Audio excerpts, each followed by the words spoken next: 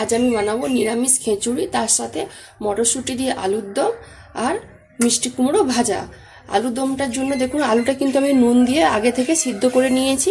আলুর দমের জন্য মশলা নিয়েছি পোস্ত, চারমগজ, আদা, ক্যাপসিকাম, মটরশুঁটি আর 3টে টমেটো। আমি কিন্তু মিষ্টি কুমড়ো ভেজে নেব। মিষ্টি কুমড়োগুলো লাল লাল করে ভেজে নিয়েছি, আমি জায়গাতে তুলে নেব। আলুগুলো খোসা সব ছাড়িয়ে নিয়েছি, তেল ভালো করে গরম করে আলুগুলো একটু হালকা ভেজে নেব। অল্প একটু হলুদগুলো লাল লাল করে ভেজে নিয়েছি, জায়গাতে তুলে নেব। তরকারিটা বসাবো, কড়ার মধ্যে তেল দিয়ে দিয়েছি, ফোড়নে দিব গোটা জিরে, গোটা গরম মশলা, শুকনো দুটো তেজপাতা দিয়ে দেবো আর ক্যাপসিকাম দিয়ে দেবো।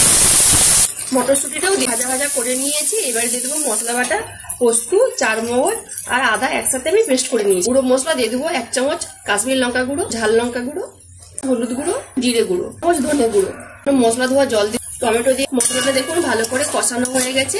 এবারে দিয়ে দেবো আমি ভেজে রাখা সব আলুগুলো, চামচ চিনি দেবো, নুন দেবো, জল দেবো। আমি এর উপর থেকে একটু দেখুন জায়ফল নিয়েছি, গেটাবে একটু পুড়ে দেবো। আমার তরকারিটা কিন্তু আমার হয়ে গেছে। উপর থেকে দিয়ে দেবো আমি 1 চামচ মতো ঘি, অল্প একটু ধনেপাতা কুচোনো দিয়ে ভালো করে মিশিয়ে আমি নামিয়ে। মটরশুঁটি দিয়ে আলুর দমে তরকারিটাও কিন্তু হয়ে গেছে আর মিষ্টি কুমড়ো ভাজাটাও হয়ে গেছে। এবারে দেখুন সব কিন্তু আমি সবজি কেটে নিয়েছি। খিচুড়ির জন্য কি কি নিয়েছি দেখুন, বাঁধাকপি, ফুলকপি, মটরশুঁটি, মিষ্টি কুমড়ো, বিনস, গাজর আর দিয়ে মশলা নিয়েছি আদা আর টমেটো।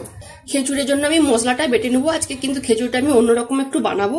দেখুন আদা আর টমেটো একসাথে দিয়ে দেবো আর 3-4 চামচ আমি রাঁধুনি দিয়ে দেবো। আমি সাদা তেল দিয়েছি, আপনারা সরষের তেল দিয়েও করতে পারেন। এবারে ফোড়নে দেবো গোটা গরম মশলা, 5 ফোড়ন, তেজপাতা, শুকনো লঙ্কা, রাঁধুনি, আদা আর টমেটো একসাথে পেস্ট করে নিয়েছিলাম। 2 চামচ কাশ্মীরি লঙ্কা গুঁড়ি, পরিমাণ মতো হলুদ গুঁড়ি, 1 চামচ জিরা গুঁড়ো, 1 চামচ ধনে গুঁড়ো। এটা দেখুন ভালো করে কষানো হয়ে গেছে, সাইড থেকে তেলও ছেড়ে গেছে। এবারে দিয়ে দেবো আমি সব সবজিগুলো। পরিমাণ মতো নুন দিয়ে দেবো। মুগ ডাল নিয়েছি 1 কৌটা, আতপ চাল নিয়েছি 1 কৌটা। আপনারা আতপ চালের বদলে গোবিন্দভোগ চাল দিয়েও করতে পারেন। ধুয়ে নিয়েছি, কিন্তু মুগ ডালটা আগে থেকে আমি কিন্তু ভেজে নিয়েছিলাম।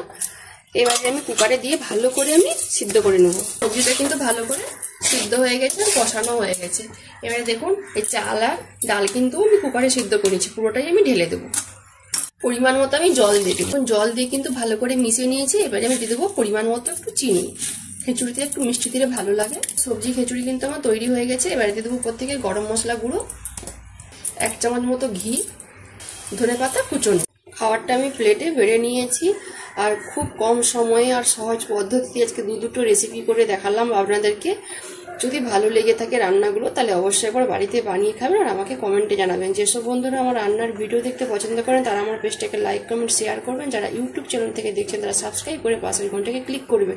সবাই ভালো থাকুন, সুস্থ থাকুন আর